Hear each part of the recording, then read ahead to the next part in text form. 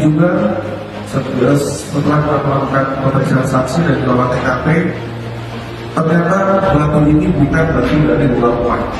Batu ini bukan dari luar halaman atau dari mana, ternyata batu ini yang memang sudah biasa ada di dalam rumah korban. Kenapa? Karena biasa digunakan untuk mengganjal pintu dapur yang ada di dalam rumah itu. Itu terdapat keterangan dari saksi, dan jelas bahwa batu ini tidak pernah datang dari luar atau tidak pernah keluar. Kita batu ini sudah lama berada di dalam rumah itu. Dari menetapkan berdasarkan pemeriksaan saksi baik dari keluarga korban, tetangga, dan total seluruhnya berjumlah 10 orang.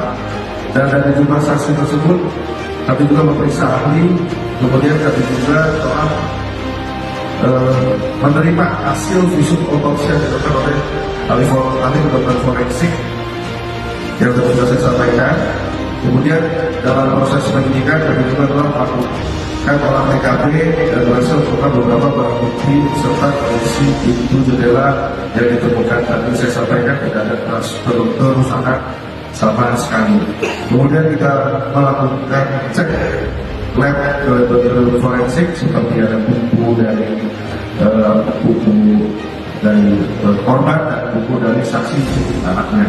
Lagi petunjuk yang belum kita dapatkan bahwa di sekitar pukul 03 hingga 05 yang mana notabene saksi-saksi tetangga itu adalah rumah yang berdekatan dan cukup menempel, ya. Mungkin kalau saya perkirakan ke depan itu hanya sekitar 6-7 meter dan ke kanan kiri itu nempel langsung dengan rumah korban.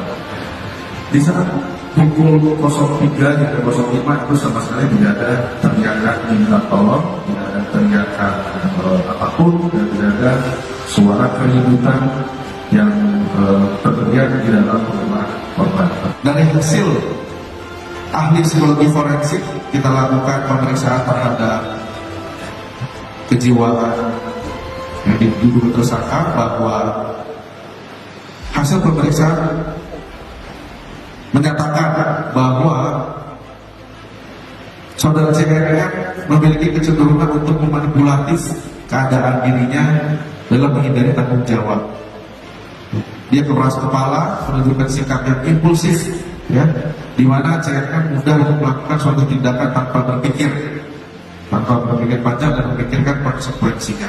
Kemudian dari saksi-saksi yang berkaitan dan dari barang bukti yang kami temukan, kami penyidik dapat menetapkan tersangka, ya, di mana telah ditemukan bukti yang cukup, ya, sebagaimana dimaksud dalam pasal 184 KUHP bahwa saudari CRM patut disangka sebagai tersangka dalam tindak pidana tersebut. Sehingga juga kita telah melakukan gelar perkara pada tanggal 26 Februari, penyidik menetapkan saudara CRM sebagai tersangka.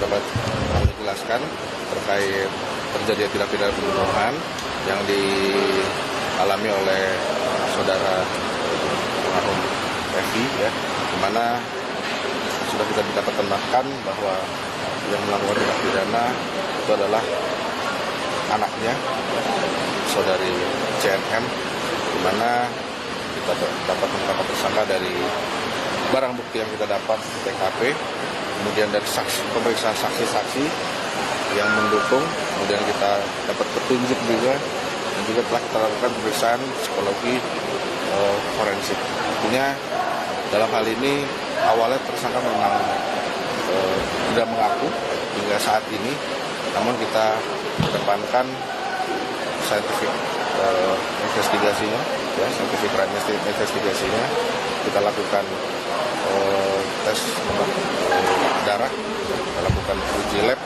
semuanya dari mulai kuku, batu, ya, kemudian juga psikologi dapat kita tetapkan bahwa CNM itu anaknya dapat menjadi tersangka.